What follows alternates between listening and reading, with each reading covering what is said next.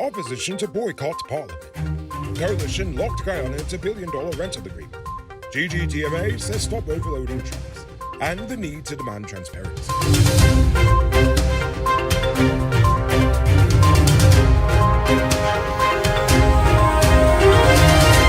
I am Noriko Bulford, and this is Uncut News. Do you see news happening? Send us a tip on WhatsApp at 592-659-6151.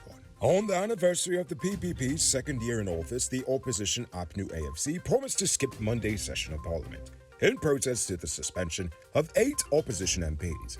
Additionally, the opposition leader blasted the government for what he believes are grave injustices, such as the rising cost of living, corruption, and discrimination, amongst other issues. Norton also announced that they are now in campaign mode and will tirelessly call out injustices and divisiveness when they see it arise. That sounds great. Now it's up to his supporters to hold him to account.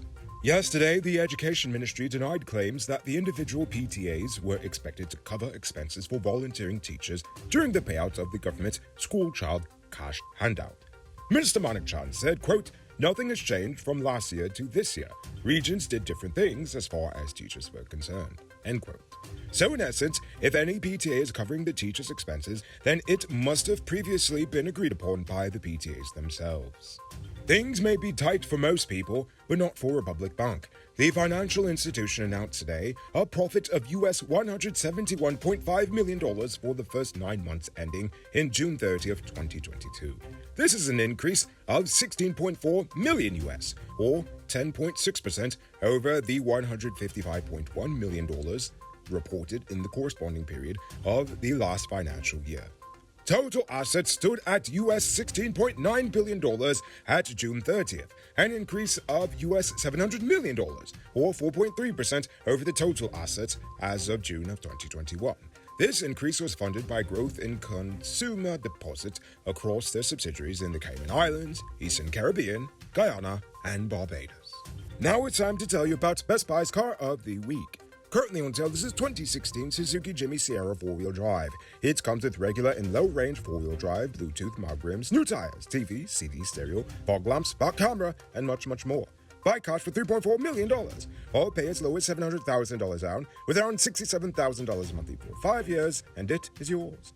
Call or WhatsApp 662-0844 for more info, or visit the showrooms at Lot 171 Peter Road Street, Queenstown, or Lot 2 Lamar Street, and tell them they're searching for this sweet deal. Things are not rocking down on Electric Avenue. It is now being reported that in May 2019, the coalition government signed a 10-year lease with Eddie Grant to rent one of his properties in Kingston, Georgetown for $188 million annually. The lease was signed with Blue Wave Apartments Incorporated, a company Grant owns. The property, located at 107 Duke Street, was rented to house the United Nations offices in one compound. But here's the kicker. If the state wants to end the contract early, they will be fined over $188.4 million, which is the equivalent to about 1 year's worth of rent.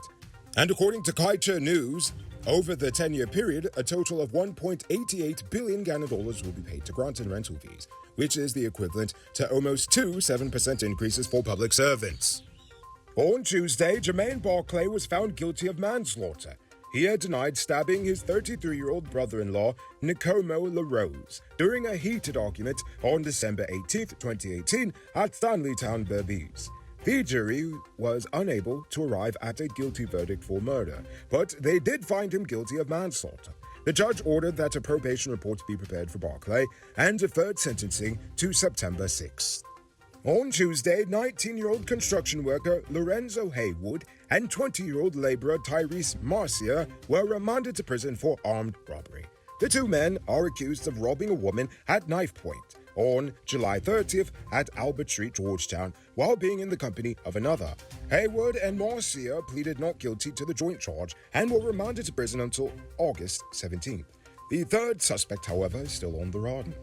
The Guyana Gold and Diamond Miners Association is concerned about the consistent damage overloaded trucks are causing to interior roadways. This statement comes following the collapse of 2 sections of interior roadways in recent months. The association wants the government to enforce the established current laws, which stipulates and monitors the weight restrictions for trucks and vehicles, as well as to monitor such at key points, such as in Linden and Bartica. Guyanese are known for many things, and cheapness is one of them.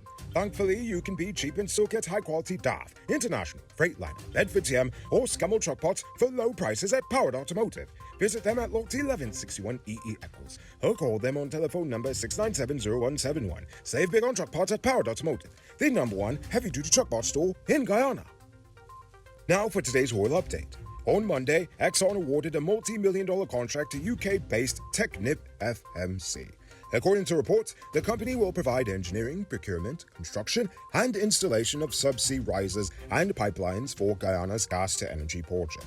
Guyanese News reports that the contract for Technip FMC is within the range of $75 million and $250 million US. The full contract award will not be included in inbound orders until the project receives a final investment decision and government approvals, as the EPA has yet to approve any permits for the project, and Exxon has yet to make a final financial decision on said project.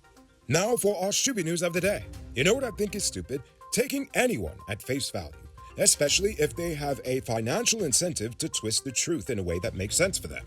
Today, I'm talking about a report in Guyanese News. Former head of the EPA, Dr. Vincent Adams, told Guyanese that he is skeptical of Exxon's claims to have achieved the flaring target set out in the Liza 2 permit, as they are reluctant to share the total volume of gas flared at the Liza 1 field.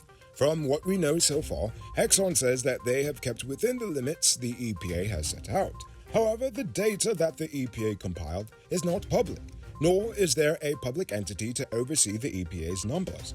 Transparency is a crucial part of a healthy democracy. Without public oversight of government operations, the government, as well as corporations they work with, will do as they please. The media is reporting on serious issues in Ghana every day, but if the people themselves don't unite and demand more from their government, then we will continue to get the bare minimum. Because no matter how you slice it, a measly $10 million for 2 years of air pollution is pretty stupid. It might not be robbery season, but the streets are still mean. That's why you need to get security for your home and business through Sheriff Security Service. Sheriff Security offers well-trained guards, armed and unarmed patrol, marine patrol, canine services. These people even got drones. Why? Because your security is their highest priority.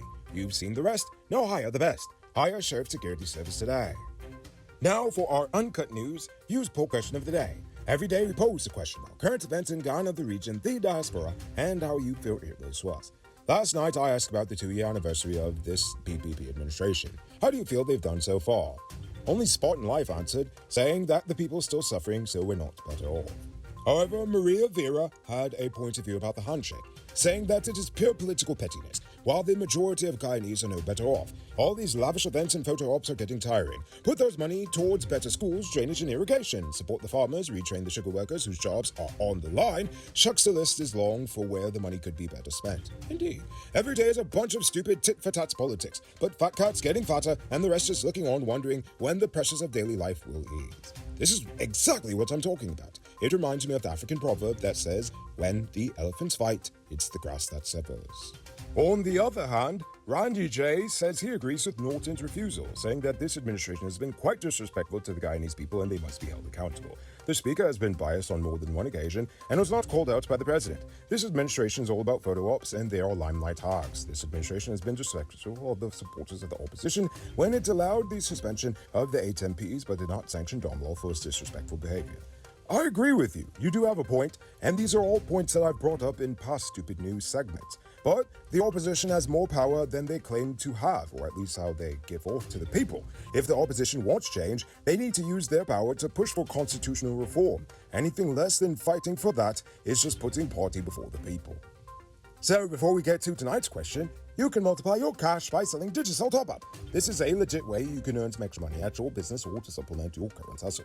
Become a top-up vendor quick and easy by linking with Cellular Plus. Call them on telephone number 685-3109 for more info. Now for tonight's question. Do you think the opposition parliamentarians are right in skipping next parliament session, or do you think they should be better off sitting in parliament? I want you to think about that question. Tell us in the comments below.